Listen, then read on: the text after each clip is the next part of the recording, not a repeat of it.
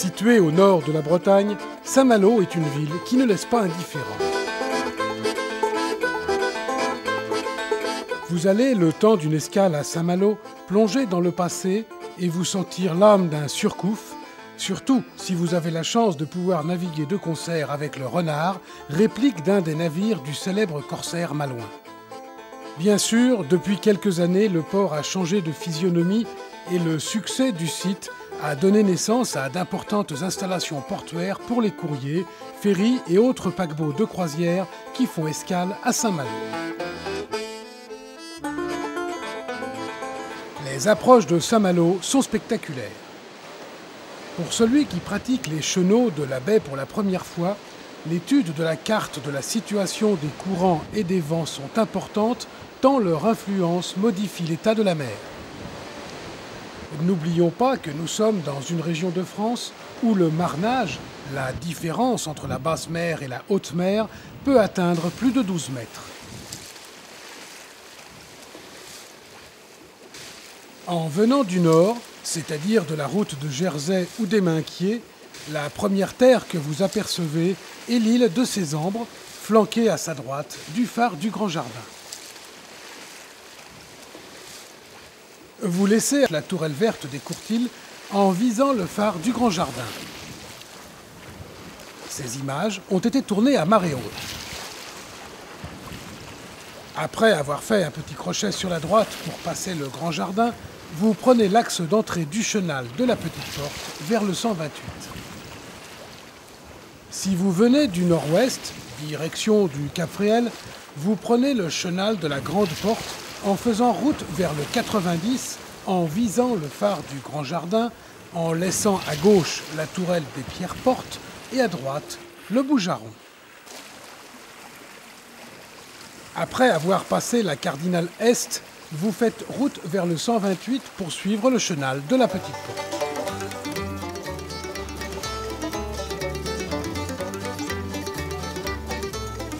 Il vous reste un peu plus de 2000 pour rejoindre l'entrée du port de Saint-Malo, en laissant à votre droite la tourelle des Burons qui protège l'île Arbaud. Vous rejoignez alors l'intersection des chenaux qui viennent du nord-nord-est. Puis vous longez les célèbres îles du Petit et du Grand Bay sur laquelle se trouve la tombe de Châteaubriand. Arrivé au bouée cardinal du plateau de la Rance, vous pouvez soit prendre à droite vers la pointe de Dinard pour gagner la Rance, soit à gauche directement vers le bout du môle de Saint-Malo.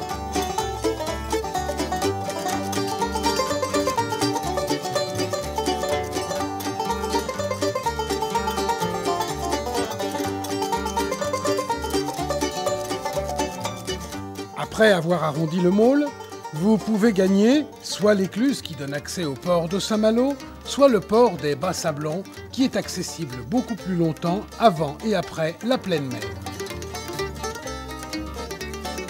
Pour entrer au Bas-Sablons, il faut contourner le grand embarcadère des ferries qui divise l'avant-port en deux.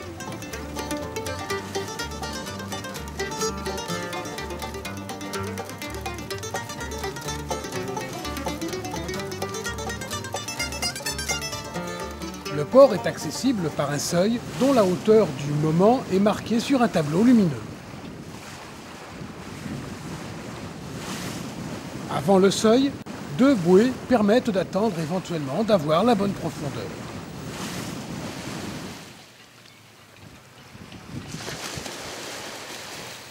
Le port des Bas-Sablons possède toutes les infrastructures d'un port de plaisance moderne.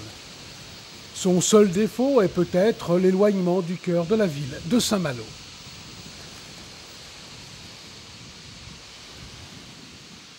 Si vous faites escale dans le port dit des yachts de la cité corsaire, il vous faut passer par l'écluse de Ney qui fonctionne 2h30 avant et après la pleine mer.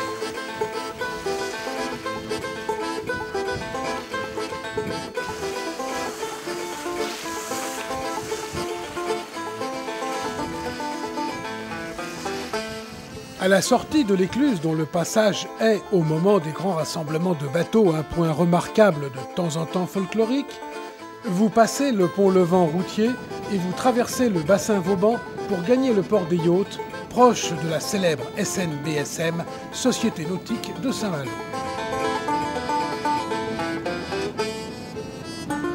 Là, vous êtes au pied de la cité corsaire.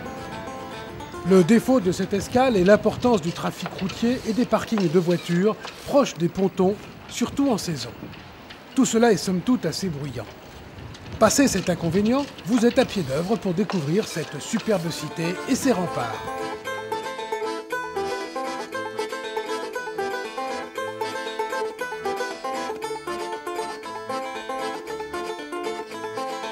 Si vous vous rendez dans la Rance par l'écluse de l'usine marémotrice, à la hauteur des cardinals du banc de la Rance, vous gagnez la rive vers la pointe de Dinard ou passez à proximité de la tour Solidor du côté de Saint-Servant.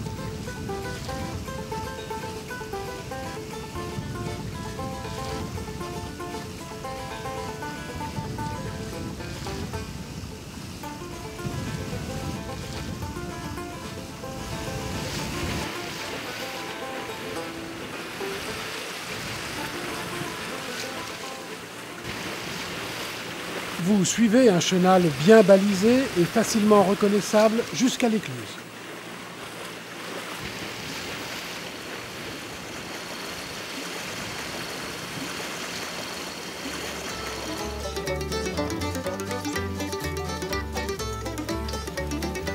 La navigation dans la baie de Saint-Malo est un vrai bonheur tant les paysages sont changeants. Cependant, c'est une région de navigation où vous devez bien appréhender courants et marées.